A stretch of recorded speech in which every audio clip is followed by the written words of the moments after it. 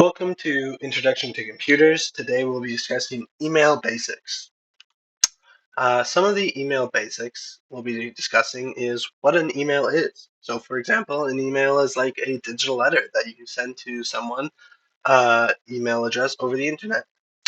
Basically, you can think of an email address as similar to someone's physical address. You can send mail, but in this case, it's just digital mail. So in order to send an email, we must have our own email address.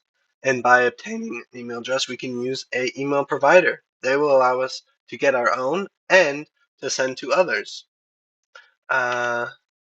So let's take a quick look at setting up and creating our own email address.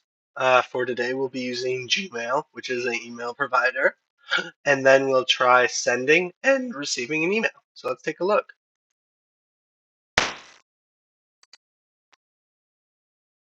So we'll search for gmail.com, and this will bring us into a sign-in page where we can create our own sign-in for an email.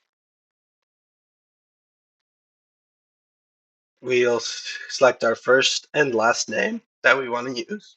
So in this case, it would be your own. We'll enter a date of birth and a gender if you'd like.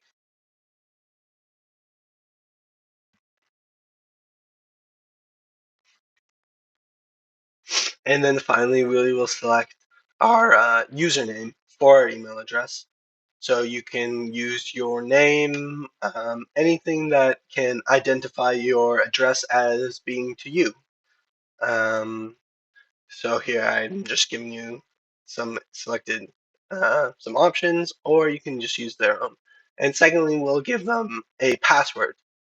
So this way we'll use our email and password to sign in to the account. And then once we sign in, we can send emails and receive them from people that we know their email address or they know ours. Perfect. Thanks for watching.